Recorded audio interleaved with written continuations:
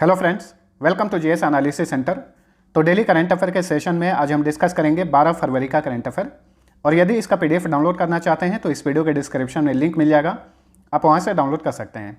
दोस्तों, आप सभी लोग डेली करंट अफेयर पढ़ते हैं, तो इस वीडियो के अंत में करंट अफेयर से रिलेटेड 2 प्रश्न पूछूंगा, उसका आंसर आपको नीचे कमेंट में लिखना है। अब चलिए स्टार्ट करते हैं। पहला क्वेश्चन है, 9 से 11 फरवरी को किसकी मेजबानी में वन ओशन शिखर सम्मेलन यानी वन ओशन समिट का आयोजन किया गया? तो देखिए, 9 से 11 फरवरी को 3 दिवसीय वन ओशन शिखर सम्मेलन का आयोजन किया गया फ्रांस की मेजबानी में। Option A right answer. One ocean summit क्यों आयोजित किया जाता है? तो इस समिट का उद्देश्य अंतर्राष्ट्रीय समुदाय को स्वास्थ्य और टिकाऊ समुद्री पारिस्थितिकी तंत्र के संरक्षण के लिए प्रेरित करना है। तो इस समिट का आयोजन फ्रांस के ब्रेस्ट में संयुक्त राष्ट्र और विश्व बैंक के सहयोग से किया गया था। और सबसे इंपॉर्टेंट बात, इस सम्मेलन में भारत का प्रतिनिधित्व किसने किया? प्रधानमंत्री नरेंद्र मोदी ने वर्चुअली तरीके से यानी वीडियो कॉन्फ्रेंसिंग के माध्यम से इन्होंने इस सम्मेलन में भारत का प्रतिनिधित्व किया। फ्रांस की बात करें तो इसकी राजधानी है पेरिस। यहाँ के वर्तमान में राष्ट्रपति हैं इमैनुअल मैक्रों, प्रधानमंत्री हैं जीन कैस्टेक्स। यहाँ की करेंसी का नाम है यूरो तथा CFA फ्रैंक। देखिए, पेरिस में बहुत सारे अंतर्राष्ट्रीय संगठन हैं, जैसे कि यूनेस्को, आर्थिक सहयोग और विकास संगठन, और स्मारकों और स्थलों पर अंतर्राष्ट्रीय परिषद, इन सभी का मुख्यालय पेरिस में है। चलिए अगला क्वेश्चन है, केंद्र सरकार ने लगभग 2710 करोड़ रुपए के परिव्यय के साथ राष्ट्रीय युवा सशक्तिकरण कार्यक्रम योजना को कब तक के लिए बढ़ा दिया है? देखिए, केंद्र सरकार की ये योजना है युवाओं के लिए, राष्ट्रीय युवा सशक्तिकरण कार्यक्रम। इसे बढ़ा दिया गया है 2026 तक के लिए। Option C right answer. हाल ही में मैंने आप सभी को बताया था, केंद्र सरकार की एक और योजना है प्रधानमंत्री किसान संपदा योजना, उसे भी मार्च 2026 तक के लिए बढ़ा दिया गया है। उसी तरह से राष्ट्रीय युवा सशक्तिकरण कार्यक्रम योजना को भी 2026 तक के लिए यानी अगले 5 वर्षों के लिए बढ़ा दिया गया है। राष्ट्रीय युवा सशक्तिकरण कार्यक्रम योजना जो है, ये केंद्रीय युवा मामले और खेल मंत्रालय द्वारा संचालित किया जाता है। इस योजना का उद्देश्य युवाओं में व्यक्तित्व और नेतृत्व गुणों का विकास करना और युवाओं को राष्ट्र निर्माण गतिविधियों में संलग्न करना है। ठीक है, जब भी 5 वर्षीय योजना चल रही थी तो 12वीं 5 वर्षीय योजना के दौरान ही इस योजना को लॉन्च किया गया था, राष्ट्रीय युवा सशक्तिकरण कार्यक्रम योजना। अगला क्वेश्चन है, 45वें अंतर्राष्ट्रीय कोलकाता पुस्तक मेला 2022 के लिए फोकस देश कौन सा है? तो देखिए, अंतर्राष्ट्रीय कोलकाता पुस्तक मेला कोलकाता में आयोजित किया जाएगा और ये 45वां संस्करण होगा। फोकस देश बना है इसका Bangladesh. Option D right answer. Bangladesh 2022 में अपनी मुक्ति का 50वां वर्ष मना रहा है, इसी वजह से बांग्लादेश को इस मेले का फोकस देश बनाया गया है। तो ऑप्शन डी राइट आंसर। इस मेले का आयोजन कब से कब तक किया जाएगा? देखिए, इसी महीने 28 फरवरी से शुरू होगा और अगले महीने 13 मार्च तक इसका आयोजन किया जाएगा। और इस मेले का उद्घाटन करेंगी पश्चिम बंगाल की मुख्यमंत्री ममता बनर्जी। अब जानिए बांग्लादेश के बारे में। बांग्लादेश भारत का पड़ोसी देश है, इसलिए जितना भी इंपॉर्टेंट फैक्ट्स बताऊंगा सबको याद रखिएगा। बांग्लादेश भारत के 5 राज्यों से अपनी सीमा शेयर करता है। यह राज्य है मिजोरम, त्रिपुरा, असम, मेघालय और पश्चिम बंगाल। इसमें त्रिपुरा जो राज्य है ये बांग्लादेश से तीनों ओर से घिरा हुआ है, इसलिए इसका नाम पड़ा है त्रिपुरा। गंगा नदी को बांग्लादेश में पद्मा के नाम से और ब्रह्मपुत्र नदी को बांग्लादेश में जमुना के नाम से जाना जाता है। और एक बात और ध्यान में रखिए, भारत अपनी सबसे लंबी अंतर्राष्ट्रीय सीमा रेखा किस देश से शेयर करता है? तो बांग्लादेश से ही शेयर करता है। इसकी राजधानी है ढाका।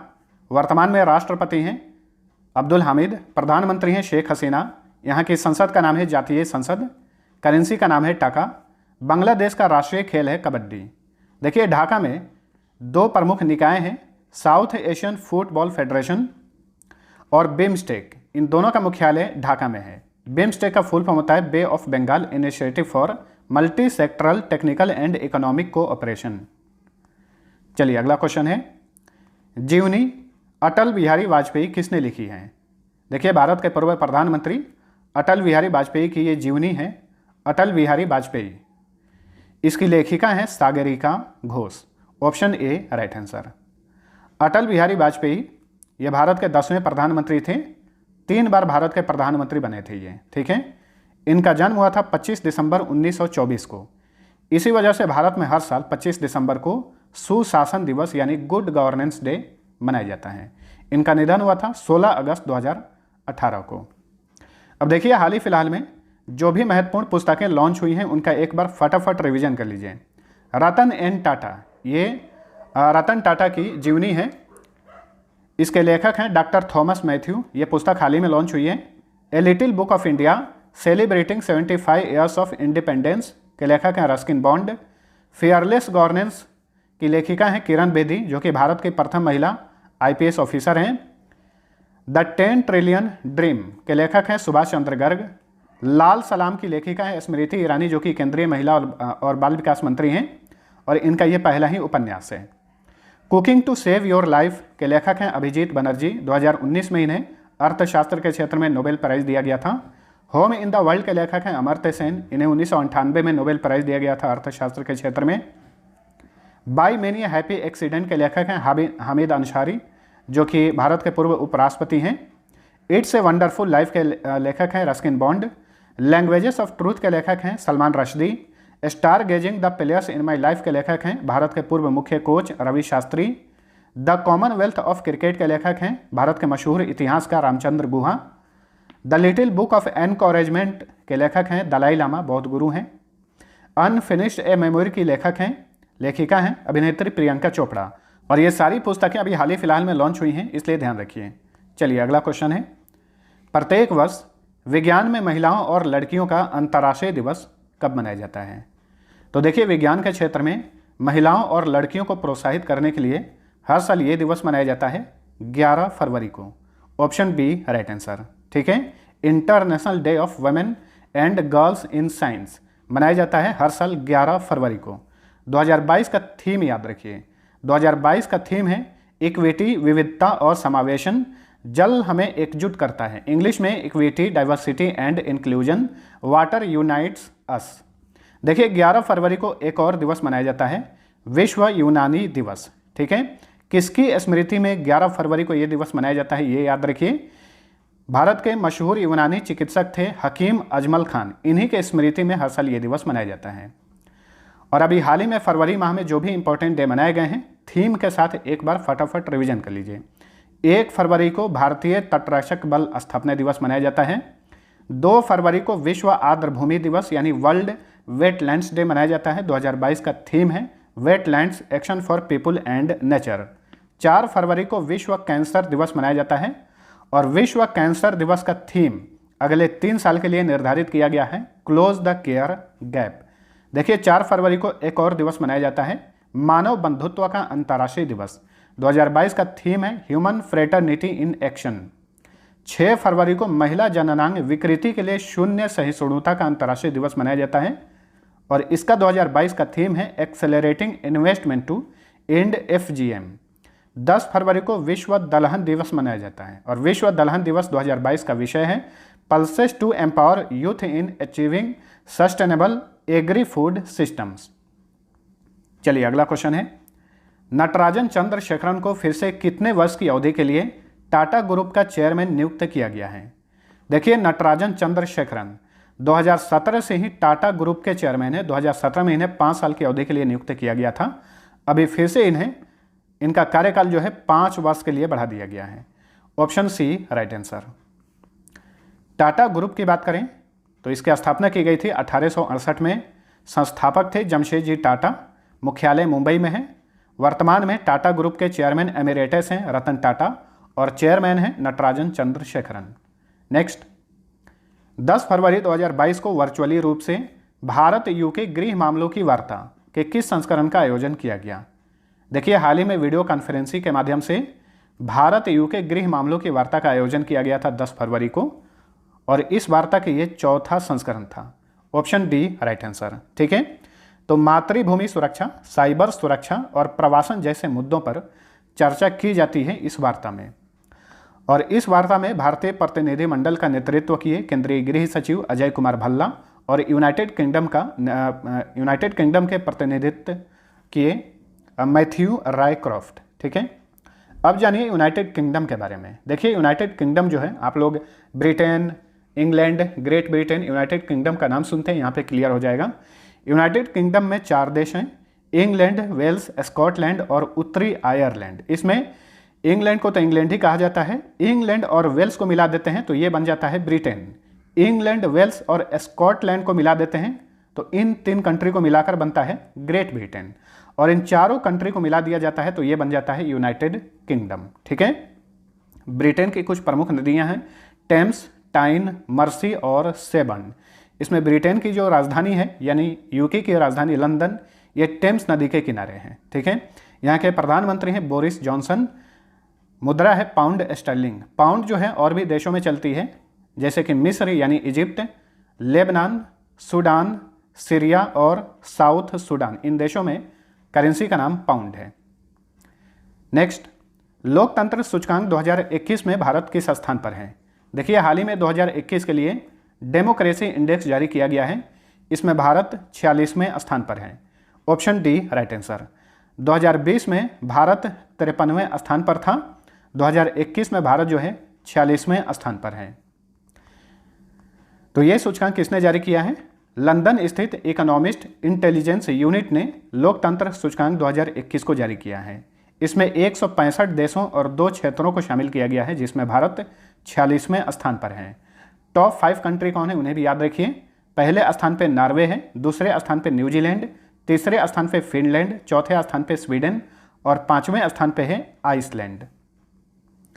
नेक्स्ट, ESPN क्रिक इन्फो के कैप्टन ऑफ द ईयर 2022 के विजेता कौन बने हैं?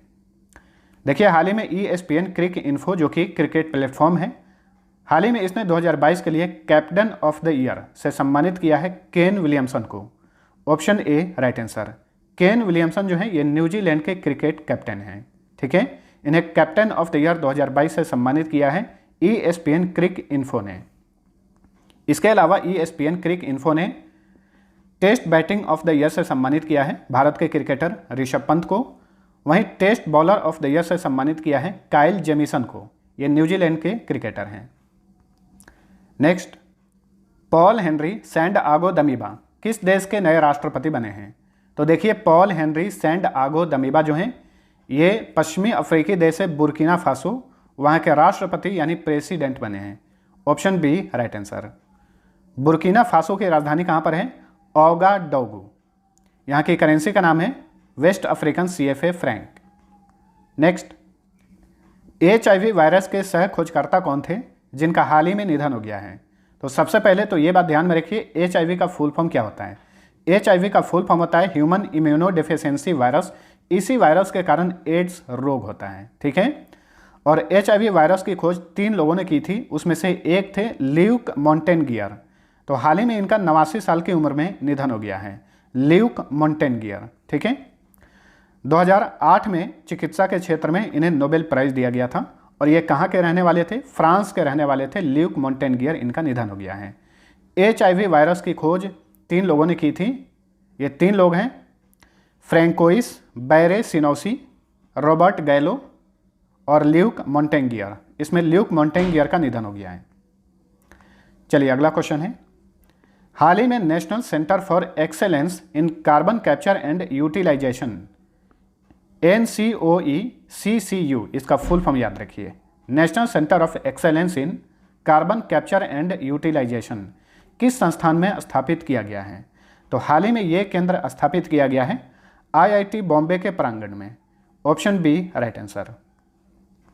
तो ये केंद्र भारत का पहला ऐसा केंद्र है जो विज्ञान और प्रौद्योगिकी विभाग द्वारा पूर्ण रूप से वित्त पोषित हैं और ये केंद्र भारत को अपने जलवायु परिवर्तन लक्ष्यों को प्राप्त करने में मदद करेगा। तो इस केंद्र को कहाँ पर स्थापित किया गया है? IIT बॉम्बे में। तो फ्रेंड्स, ये था हमारा आज का करंट अफेयर। वीडियो पसंद आया है तो लाइक और शेयर जरूर करना। अब डेली की तरह फटाफट पिछले क्लास का क्विक रिवीजन कर लीजिए। पहला क्वेश्चन है, वर्ल्ड बुक ऑफ रिकॉर्ड्स ने 10,000 फीट से ऊपर स्थित किस सुरंग को दुनिया की सबसे लंबी यातायात सुरंग के रूप में प्रमाणित किया है? अटल सुरंग को, जो कि हिमाचल प्रदेश के रोहतांग में है। राजस्थान के कोटा चंबल रिवर फ्रंट पर कितने किलोग्राम की दुनिया की सबसे बड़ी घंटी स्थापित की जा रही है? इसका वजन होगा 82,000 किलोग्राम।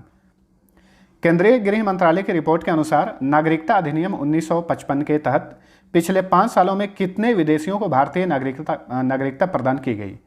कुल 4,844 विदेशियों को। 2020-21 के लिए दक्ष संसद सदस्य की श्रेणी में 18वां माधवराव लिमये पुरस्कार किसने जीता है? नितिन गडकरी ने, जो कि केंद्रीय सड़क और परिवहन मंत्री हैं। भारत का पहला बायोमास आधारित हाइड्रोजन संयंत्र कहां पर स्थापित किया जाएगा? मध्य प्रदेश के खंडवा में। विश्व दलहन दिवस कब मनाया जाता है? 10 फरवरी को। 7 से 28 फरवरी तक वर्चुअली रूप से चलने वाले प्रथम फिनटेक ओपन शिखर सम्मेलन 2022 का उद्घाटन किसने किया? केंद्रीय रेल मंत्री और आईटी मंत्री अश्विनी वैष्णव ने। फाइजर इंडिया के नए अध्यक्ष कौन बने हैं? तो देखिए, फाइजर जो है यह अमेरिका की फार्मास्यूटिकल्स कंपनी है। तो फाइजर इंडिया के अध्यक्ष बने हैं प्रदीप शाह। हाल ही में भारत सरकार ने किस विदेशी उत्पाद के आयात पर प्रतिबंध लगा दिया है? ड्रोन के आयात पर प्रतिबंध लगाया गया है। टॉम ट्रैफिक इंडेक्स 2021 के अनुसार दुनिया का सबसे भीड़ भाड़ वाला शहर कौन सा है? तो यह है इस्तांबुल। इसमें भारत का टॉप शहर है मुंबई, जो कि वर्ल्ड रैंक में 5वें स्थान पर है। ठीक है, और भारत की बात करें, भारत में मुंबई पहले स्थान पर है। विश्व में इस्तांबुल, जो कि तुर्की का एक शहर है, ये पहले स्थान पर है। अब लास्ट क्विज का आंसर जान लीजिए। पहला क्वेश्चन था, हाल ही में किस राज्य के गुमला में ऐतिहासिक नवरत्नगढ़ की पुरातात्विक खुदाई में लगभग 600 साल पुरानी भूमिगत महल की संरचना प्राप्त हुई है? झारखंड में। दूसरा क्वेश्चन था, संयुक्त राष्ट्र के निरस्त्रीकरण पर सम्मेलन में भारत के नए अस्थायी प्रतिनिधि कौन नियुक्त हुए हैं? इसका राइट आंसर था ऑप्शन ए, अनुपम रे। अब चलिए आज का 2 क्वेश्चन पूछता हूं, जिसका आंसर आपको नीचे कमेंट में लिखना है। पहला क्वेश्चन है, अंग्रेजी भाषा के लिए साहित्य अकादमी पुरस्कार 2021 किसने जीता है? दूसरा क्वेश्चन है, ट्रैवल कंपनी easymytrip.com के ब्रांड एम्बेसडर कौन बने हैं? दोनों क्वेश्चन का आंसर नीचे कमेंट करके बताइए। मिलते हैं अगले वीडियो में, तब तक के लिए टेक केयर।